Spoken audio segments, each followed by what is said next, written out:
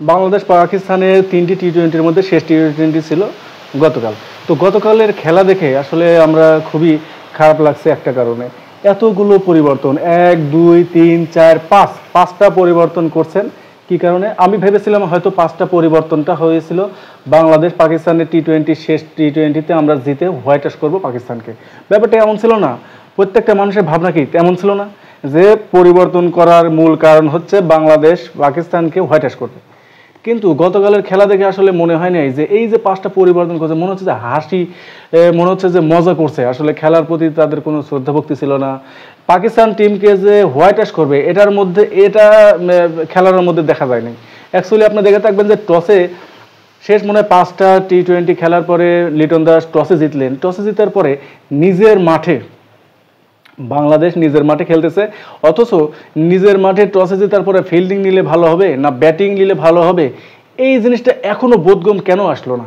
আপনি টসে জিতে ব্যাটিংয়ের সিদ্ধান্ত না নিয়ে ফিল্ডিংয়ের সিদ্ধান্ত নিলেন। পাকিস্তান ১৭৮ রান করলেন, পাকিস্তান ১৭৮ রান করে ফেললেন। তো সেই রান তো আসলে বাংলাদেশের জেতার কথা।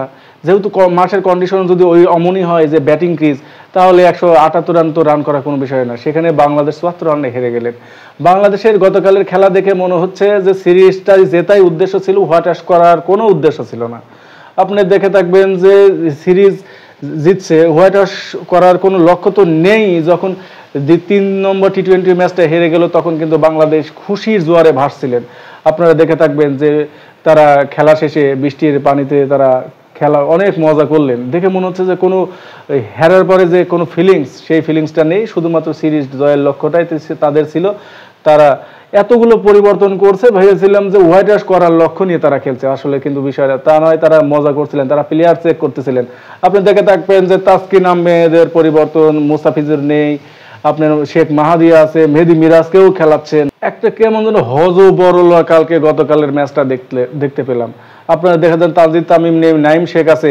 আপনার যে সামনে একটা টি-20 এশিয়া কাপ আছে, টি-20 ওয়ার্ল্ড কাপ আছে, সেই ক্ষেত্রে আমাদের টিম ম্যানেজমেন্টটা বিশৃঙ্খলার সৃষ্টি না করে গুছিয়ে আরও একটা ভালো টিম তৈরি করবে। আপনি দেখেন এখনও ওপেনিং টিমে, এখনও যদি আপনি মনে করেন যে ওপেনিং টিম বাংলাদেশের ওপেনিং খুব ভালো হয়েছে, বিষয়টা কিন্তু তা না। আপনি দেখে থাকবেন যে তানজিদ তামিম এবং পারভেজ ইমন কোনোদিন একজন খেলতেছে আর একজন খেলতে পারছে না। এখনও কিন্তু তাদের সেই কম্বিনেশনটা এখনও আসে নাই যে তারা দুজন একসঙ্গে বেশ ভালো ওপেনিং পার্টনারশিপ তৈরি করছে। তার আগেই পরিবর্তন করতেছেন, কখনো তানজিদ তামিমকে বাদ দিচ্ছেন, কখনো পারভেজ ইমনকে বাদ দিচ্ছেন। তো সেই ক্ষেত্রে আসলে গতকালের ম্যাচটা কিন্তু খুবই বাজে বিশৃঙ্খলা নিয়ে বাংলাদেশ টিম ম্যানেজমেন্টের আমরা দেখে থাকবো যে টিম ম্যানেজমেন্টের খুবই বাজে একটি সিদ্ধান্ত নিয়ে তাদের হোয়াইট ওয়াশের লক্ষ্য না নিয়ে তারা কি খেললেন, আসলে প্লেয়ার চেক করলেন না কি করলেন। হোয়াইট ওয়াশটা শেষ করলে কি এমন হতো না? পাকিস্তানকে হোয়াইট ওয়াশ করার সুযোগ পেয়েছিল, সেই ক্ষেত্রে টসে জেতার পরে তাদের ব্যাটিং দিয়েছে ভালো কথা, ১৭৮ রান করেছে। এই ৭৮ রান তো আবার ১৭৮ রান করে যদি জিততে হবে, তাহলে বোঝা যাবে যে না, আমরা বাংলাদেশের ব্যাটিং নিজের মাঠে ভালো খেলি। কোনোটাই পেলাম না।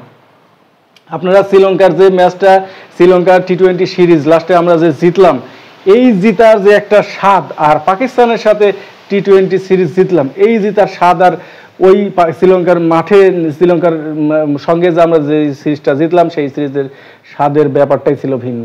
আপনারা দেখে থাকবেন যে ওই যে স্বাদটা, এই স্বাদে একদম দিন আর রাত তফাৎ। পাকিস্তানের সাথে সিরিজ জিতেও কোনো মজা, কোনো অনুভূতি ভিতরে কাজ করলো না। আসলে বাংলাদেশের টিম ম্যানেজমেন্ট আসলে খুবই বাজে সিদ্ধান্ত নিয়েছেন আমি মনে করি। কেননা বাংলাদেশের লাস্টের ম্যাচটা ঠিকঠাক তামিম এবং পারভেজ ইমনকে ওপেনিং দিয়ে একদম সুন্দর একটি সেট আপ দিয়ে কিন্তু আসলে খেলানো উচিত ছিল। সব হজবরলে দিয়ে কালকে খেলাটা শেষ করলেন, এটা খুবই বাজে আমাদের মনে হয়েছে। এবং এত হাসি, এত হেরার পরেও এত হাসি, এত তাদের মজা করা আসলে ঠিক হয় না আমি বলে মনে করি। আপনাদের মতামত অবশ্যই জানাবেন।